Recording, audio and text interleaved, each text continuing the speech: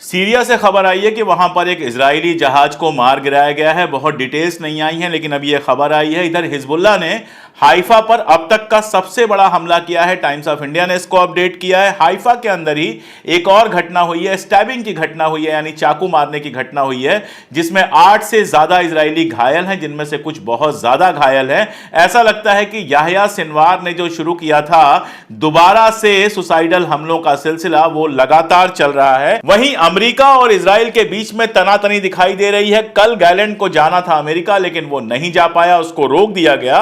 और ईरान ने खुली धमकी दी है अरब देशों को। क्या वो धमकी है, और सारी डिटेल्स के साथ और सारी न्यूज के साथ हाजिर हूं। देखते रहिए पूरा वीडियो।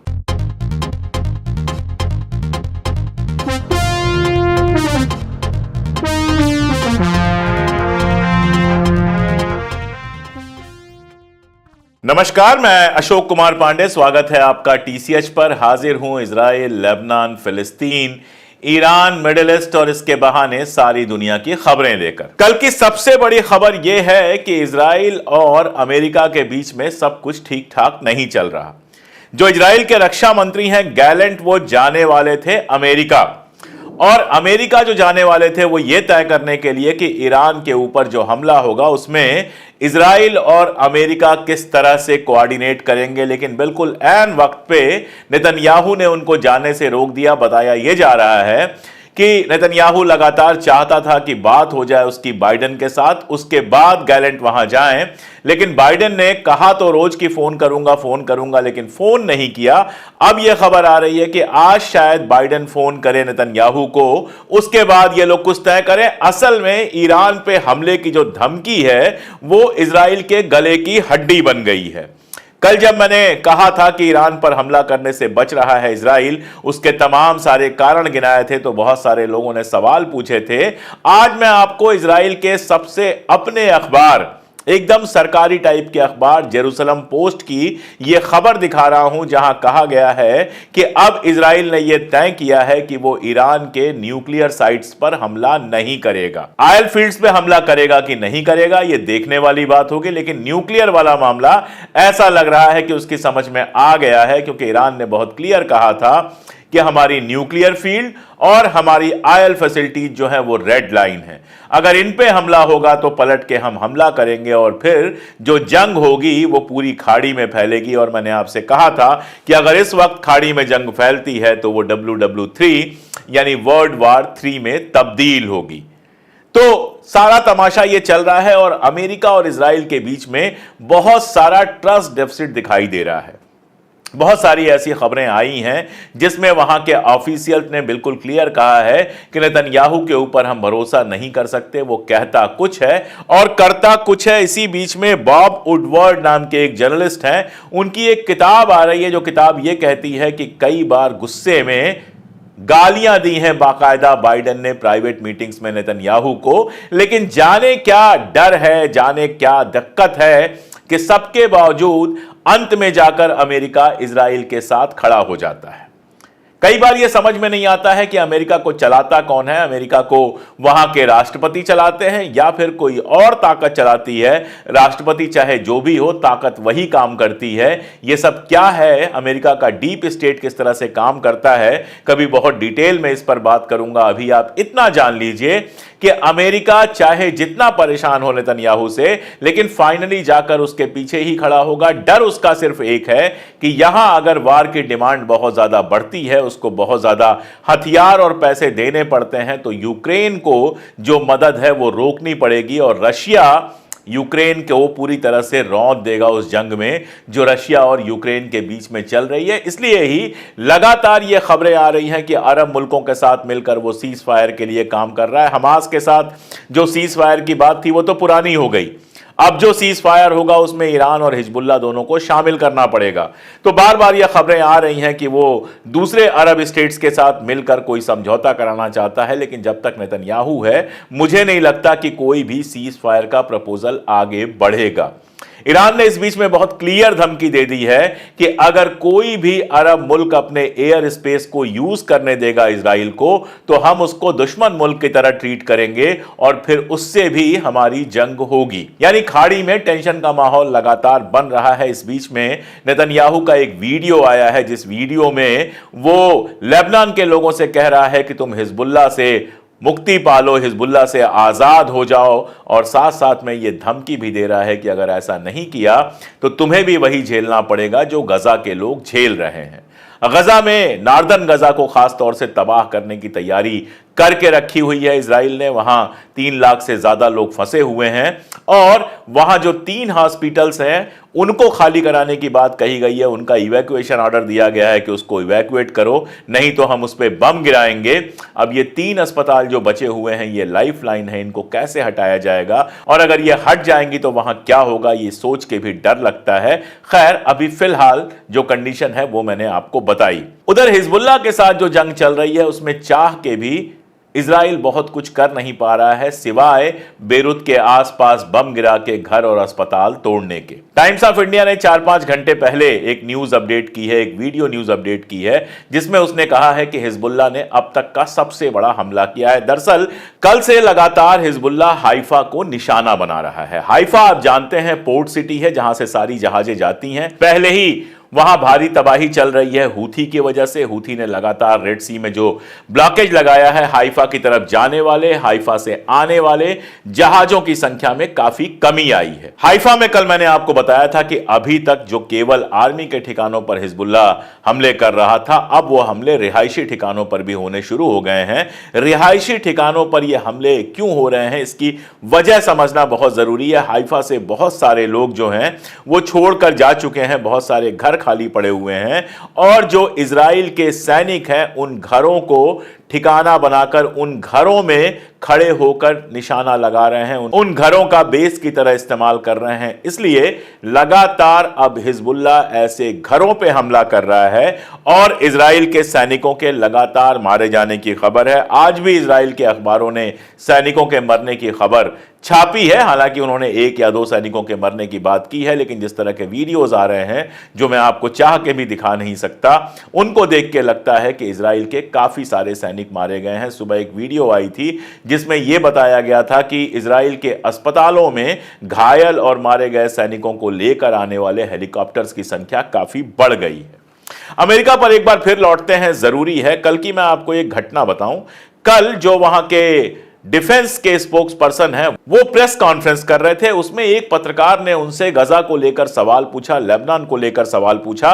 जब वो आगे पीछे करने लगे तो उसने कहा कि ये बुलशिट बहुत हो गया, आप सीधे सीधे वहां जेनोसाइड कर रहे हैं। जब उसने ऐसा सवाल पूछा तो जाहिर है उनके पास जवाब नहीं था और वो दूसरे पत्रकार के पास पहुंच गए। यानी अमेरिका के अंदर एक माहौल बन रहा है बहुत साफ साफ उन जर्नलिस्ट और उस सेक्शंस में भी जो आम तौर पे बहुत ज्यादा हमास वगैरह की बात नहीं करता है, वो भी इस बात को मान रहे हैं कि गजा में जो हुआ है वो जेनोसाइड है। फॉक्स न्यूज को आप जानते हैं, फॉक्स न्यूज वहां का एक बड़ा चैनल है और आम तौर पे अमेरिका और इजराइल का समर्थक माना जाता है। लेकिन फॉक्स न्यूज जब गजा में कवरेज करने गया, वहां का लाइव कवरेज उसने दिखाया तो बहुत साफ साफ कहा कि ये जो कुछ हुआ है वो बिल्कुल जेनोसाइड जैसा है। यानी आप समझ रहे हैं कि जो चीज हम लोग पिछले 1 साल से कह रहे हैं, अब धीरे धीरे वहां भी गोदी मीडिया में जो 2-4 ईमानदार पत्रकार हैं वो ये बात कहना शुरू कर चुके हैं। इसके अलावा बीबीसी पर तेल अवीव से, जो इजराइल की राजधानी है, वहां से एक पत्रकार ने रिपोर्ट की और उस रिपोर्ट में कहा कि तेल अवीव यानी इजराइल की राजधानी के अंदर किसी को कोई उम्मीद नहीं बची है। प्रोफेशनल्स जो हैं वो एक एक करके छोड़ के जा रहे हैं। इकॉनमी का सत्यानाश हो चुका है और यहां पर हर आदमी जंग से परेशान है। शायद इसी वजह से बहुत दिनों के बाद इजराइल में एक बार फिर से लोग सड़कों पर निकले और लोगों ने कहा कि होस्टेजेस को वापस करो। और यह तो छोटी घटना है, कई बार हो चुकी है।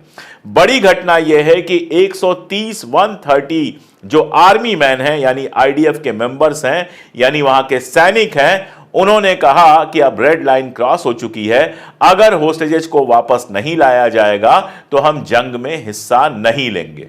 उधर जो उनका मेन एयरपोर्ट है, बेन गुरियन एयरपोर्ट जो तेल अवीव में है, वहां की जो जर्नी है, वहां आने वालों का, जो वहां लोग आते थे, उसमें 43% की कमी आई है, यानी आधे से भी कम हो गई है उन लोगों की संख्या जो बाहर से बेन गुरियन एयरपोर्ट के थ्रू इजराइल में आते थे। जबकि कई ऐसी वीडियोस आई हैं जो बता रही हैं कि इजराइल से बाहर जाने के लिए लाइनें लगी हुई हैं, लोग देश छोड़कर जा रहे हैं। वो यही नहीं, ये जो पूरी जंग चली है, इसका एक बड़ा नुकसान ये हुआ है कि इजराइल जो अपने गैस फील्ड्स के एक्सपेंशन की योजना बना रहा था, वो फिलहाल ठहर गई है। ऐसा लगता है कि फिलहाल गैस फील्ड एक्सपेंशन वाला मामला नहीं हो पाएगा। गैस फील्ड के मामले में इजराइल जो चाहता था अपना प्रोडक्शन बढ़ाना, वो प्रोडक्शन फिलहाल नहीं बढ़ पाएगा। ये सारे हालात हैं इजराइल के, और इसी की रोशनी में समझना चाहिए कि न्यूक्लियर हमला या न्यूक्लियर जो फैसिलिटीज हैं ईरान, उन पर हमला करने से इजराइल डर क्यों रहा है। वो जानता है कि अगर उसने हमला किया तो ईरान पलट के जो हमला करेगा वो उसके गैस और आयल के जो डिपोज हैं और साथ में गैस और आयल की जो फैसिलिटीज हैं उन पर भी हमला करेगा। और इन हमलों का बहुत सीधा मतलब होगा कि पहले से ही इजराइल की इकॉनमी जो तबाही के कगार पे है, वो और तेजी से तबाह होती चली जाएगी। अमेरिका मदद करता रहेगा, उसके बावजूद आप जानते हैं, मैंने आपको बताया था कि मूडी ने जो इनकी रेटिंग है वो और घटा दी है। अगर ये फुल फ्लेज जंग होती है तो ये रेटिंग गड्ढे में चली जाएगी। इजराइल की इकॉनमी के लिए सरवाइव करना बहुत मुश्किल हो जाएगा। और इजराइल के बारे में आप जानते हैं कि वो एक ऐसा मुल्क है कि दुनिया में कहीं भी आप पैदा हुए हैं, अगर यहूदी हैं तो आप इजराइल में जाकर बस सकते हैं। और ऐसे बहुत सारे लोग हैं, रहते पोलैंड में हैं, इजराइल में भी घर है, इजराइल में चले जाते हैं। अगर ये लड़ाई होती है तो इस तरह के बहुत सारे लोग उन मुल्कों में, पोलैंड में, इंग्लैंड में, अमेरिका में, अफ्रीका में, अपने अपने उन मुल्कों में चले जाएंगे जो सेफ हैं। इजराइल के लिए जो हालात होंगे वो कोई बहुत अच्छे हालात नहीं होंगे। इधर जब मैं बार बार कहता हूं थर्ड वर्ल्ड वार, तो कई लोग पूछते हैं कि ईरान का साथ कौन देगा। एक एग्जांपल मुझसे ले लीजिए। हालांकि ये तो मैं आपको बता ही रहा हूं कि किस तरह से रशिया लगातार ईरान की मदद कर रहा है उसके एयर डिफेंस को मजबूत करने के लिए। यमन एक छोटा सा मुल्क है और यमन में रशिया ने अपनी जो एम्बेसी है उसको बंद कर दिया। अभी हाल में अमेरिका ने आरोप लगाया है कि यमन के हूथियों को रूस हथियार दे रहा है। रूस ने सीधे मना कर दिया, उसने कहा कि हम कोई हथियार नहीं दे रहे, लेकिन साथ में यह भी कहा कि हम यमन के साथ हैं। और अब उसने यह डिसीजन लिया है कि यमन में जो बंद कर दी गई थी एम्बेसी, वो फिर से खोली जाएगी। तो बहुत सीधा सा मामला यह है कि रशिया आपको दिख नहीं रहा है, लेकिन पीछे से लगातार मदद कर रहा है। और अगर इस तरह की जंग होती है तो रशिया और चाइना दोनों मदद करेंगे, ईरान की भी और ईरान के साथ के जो मुल्क हैं, ईरान के साथ की जो मिलिशिया है उसकी भी मदद करेंगे। आखिर आप सोच के देखिए कि यमन जैसा देश जो बरसों से परेशान है, सऊदी अरबिया से लंबी लड़ाई चली, उसके पास हाइपरसोनिक और बाकी सब मिसाइल्स कहां से आ जाती हैं जो सीधे जाके तेल अवीव पे गिरती हैं। आपको पता है कि यमन से जब लौट के आ रहा था नेतन्याहू अमेरिका से, तो यमन से मिसाइल दागी गई थी और लगभग उसी वक्त वो एयरपोर्ट के आसपास गिरी थी जिस समय लौट के नेतन्याहू आया था। यानी चेताया ये गया था कि हमारी जो मिसाइल है वो तेल अवीव के अंदर कभी भी पहुंच सकती है। आखिर यह हथियार कहां से मिल रहे हैं, इसका अंदाजा आप भी बड़े आराम से लगा सकते हैं। एक और बड़ा खुलासा हुआ है जिसने अमेरिका में काफी तबाही मचाई हुई है, अमेरिका में काफी उस पर बहस चल रही है। एक रिपोर्ट आई है जिससे पता यह चलता है कि नेतन्याहू गजा में इमदाद पहुंचाने वालों के ऊपर जो हमले कर रहा था उसके लिए ब्लिंकेन ने ओके किया था। यानी ब्लिंकेन ने यह कहा था कि इसमें कोई दिक्कत नहीं है। यानी अमेरिका जो सारी दुनिया को ह्यूमन राइट सिखाता रहता है, उसने इजराइल को इस बात के लिए ओके कहा, इस बात के लिए परमिशन दी कि गजा में जो लोग भूखे हैं, जो लोग बेहाल हैं, जो लोग परेशान हैं, जिनके घर तोड़ दिए गए हैं, उन सारे लोगों को, जो लोग इमदाद पहुंचा रहे हैं, उन पर बम गिराओ। आप जानते हैं यूरोप से एक एजेंसी आई थी जो वहां पर लोगों को खाने पीने का ख्याल रख रही थी।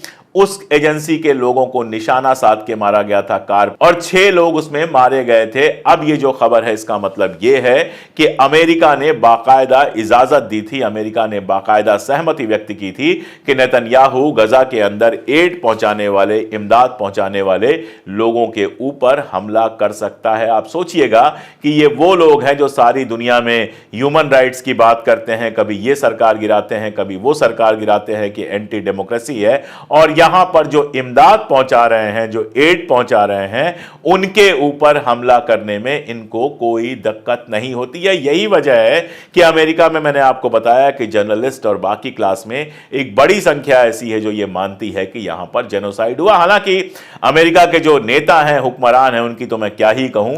कल मैंने आपको तस्वीरें दिखाई थी कि यहूदी टोपी पहन के ट्रंप घूम रहा था। आज यह खबर है कि ट्रंप ने दावा किया कि वो गजा गया था, और जब उससे पूछा गया कि इसको साबित कीजिए तो वो मुकर गया। यानी कि गजा जाने की झूठी खबर अपनी बताया था। यह सारा कुछ अपने आप को इजराइल और यहूदियों का बहुत खास बताने का हिस्सा था। ये पूरे के पूरे यूरोप के मुल्क किस तरह से काम करते हैं, किस तरह से इनकी पॉलिसीज हैं, इसका एग्जाम्पल मैं आपको दे दूं। ग्रेटा थनबर्ग को आप सब लोग जानते हैं, विश्व शांति की बात करती हैं। जब ग्रेटा थनबर्ग बाकी बातें कर रही थी तो पूरा यूरोप उनको सिर पर लिए लिए घूम रहा था। वो वीआईपी बनी हुई थी। लेकिन उसी ग्रेटा थनबर्ग ने जब फलस्तीन का साथ देने की बात की तो उनको गिरफ्तार किया गया, पहले कोपेनहेगन में, फिर वो जर्मनी में आई। जर्मनी में बर्लिन में एक बड़ा जुलूस निकलना था 7 अक्टूबर को। सिर्फ उस जुलूस में शामिल होने के चलते जर्मनी ने ग्रेटा थनबर्ग को कह दिया कि ये वायलेंट महिला है, यानी जर्मनी में जो उनका आना जाना होगा वो रेस्ट्रिक्टेड हो जाएगा। ये वही जर्मनी है जहां यहूदियों का नरसंहार हुआ था, जिसके बाद वो भाग के गए और फलस्तीन जहां बड़ी शांति के साथ मुसलमान भी रह रहे थे, ईसाई भी रह रहे थे, यहूदी भी रह रहे थे, उस पर धीरे धीरे कब्जा किया। अभी यूएन की मैं एक पोस्ट देख रहा था, उनकी एक खबर देख रहा था कि कैसे 75 साल पहले 7 लाख से ज्यादा फलस्तीनियों को उनके घर से दरबदर किया गया था। यह काम किया था इजराइल ने, और यहूदियों को उनके घर से दरबदर किया था जर्मनी और यूरोप के लोगों ने, जिसकी कीमत चुकानी पड़ी फलस्तीनियों को। यहां शायद आपको पता होगा कि फलस्तीन जो था वो जॉर्डन के शाह के तहत हुआ करता था। अभी जो जॉर्डन के शाह हैं उनके परदादा हुआ करते थे, और उनके परदादा ने इंग्लैंड के साथ संधि की, जिसके बाद फलस्तीन चला गया इंग्लैंड के पास, और इंग्लैंड ने वहां पर यहूदियों को बसने की खुली छूट दे दी। और आज हालत यह है कि फलस्तीनी अपने ही मुल्क में बेगाने हैं, उनके ऊपर बम गिराया जाता है, बदतमीजियां की जाती हैं, उनके साथ अपार्थाइड होता है, और सारा वेस्ट चुपचाप आंख बंद करके देखता है, क्योंकि यह सारा खेल तो उसने ही शुरू किया था। नॉर्दर्न गजा में एक बार फिर से जेनोसाइड करने की जो कोशिशें चल रही हैं, देखते हैं उस पर ये लोग क्या करते हैं। हालांकि हम सब जानते हैं कि कोई कुछ नहीं करेगा, ना अमेरिका करेगा, ना वो अरब मुल्क करेंगे जो इजराइल की हर हरकत पर खामोश बैठे रहते हैं या ज्यादा से ज्यादा सिर्फ जबान खोलते हैं, इसके अलावा कुछ नहीं करते हैं। लेकिन ये जो जंग इजराइल ने लेबनान और ईरान के खिलाफ छेड़ी है, जिसमें हूथी भी शामिल है और इराकी मिलिशिया भी है, ये उसको बहुत भारी पड़ने वाली है। अभी उसने एक्स्ट्रा एक पूरी टुकड़ी भेजी है लेबनान के अंदर घुसने के लिए। उसने यहां तक कि लेबनान में जो यूएन की पीस कीपिंग फोर्स है जो आयरलैंड से है, उसको ह्यूमन शील्ड की तरह इस्तेमाल करने का मतलब वहां पर हमला करने का प्लान किया कि हिजबुल्लाह अगर हमले का जवाब देगा तो उस जवाबी हमले में और इनके हमले में यूएन के पीस कीपिंग के लोग फंस जाएंगे। हिजबुल्लाह ने कहा कि नहीं, हम यूएन के पीस कीपिंग के लोगों को नहीं मरने देंगे, और वहां से हिजबुल्लाह ने मुकाबला नहीं किया। तो यह सब कुछ करने के बावजूद इजराइल अभी लेबनान के अंदर घुस नहीं पाया है। लगातार उसके सैनिक मारे जा रहे हैं, और बदले में लेबनान लगातार रॉकेट जो फेंक रहा है वो इजराइल के अंदर गिर रहे हैं। जो मिथ था आयरन डोम का वो पहले ईरान ने तोड़ा, और अब लेबनान हूथी जैसे मुल्क लगातार उसको तोड़ रहे हैं। लेबनान में कोशिश कर रहा है नेतन्याहू की किसी भी तरह आपस की लड़ाई करके हिजबुल्लाह को अकेला किया जाए। सीरिया के ऊपर उसने दोबारा से हमला किया है, जिसमें 13-14 लोगों के मारे जाने की खबर है। और यह भी आपको पता है कि सीरिया में रशिया अपने सैनिकों को भेज चुका है, इसलिए हालात बेहद वोलाटाइल है।